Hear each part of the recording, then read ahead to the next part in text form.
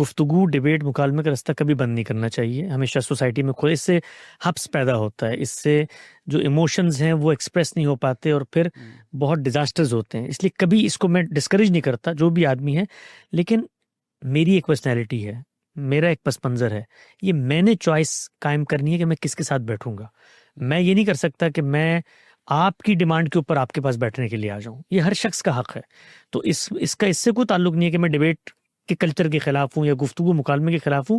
लेकिन किसी शख्स की कंडक्ट क्या है, वो किस तरीके से चीज़ों को लेके चलता है, वो नतीजे क्या बरामद करता है, और ख़ुद मैं जब सोसाइटी में कोई चीज़ एक्सप्रेस कर रहा हूँ वो दुनिया में उसको कैसे पोर्ट्रे कर रहा है। यानी मेरा उसका इल्मी इख्तलाफ है, ज़ाती इख्तलाफ है। ये बहुत सारे लोग हैं जो मिसाल के तौर पे अक्सर ही कहते हैं जी आप लोग अमरीकी एजेंट रैंड कॉर्पोरेशन, कुछ मिलने भी आए। मैंने कहा देखो बात सुनो, अमेरिका अगर पैसे देता होगा ना तो कुछ ला कर देता होगा ना किसी अकाउंट में, मुझे अगर कैश में भी देता होगा, कहीं डालता होगा। मैं ज़्यादा से ज़्यादा ये कर सकता हूँ कि ये फ़ोन देता हूँ, इसमें मेरे अकाउंट्स हैं, इसको खोल के देख लो। अगर कोई रैंड कॉर्पोरेशन को, अमरीकी हुकूमत को पैसा मिल जाए तो मुझे बता दो। बाकी तुम मेरी नीयत मुहर्रिकात पर जो तकरीर करना चाहते हो करो, मुझे उससे कोई फ़र्क नहीं पड़ता।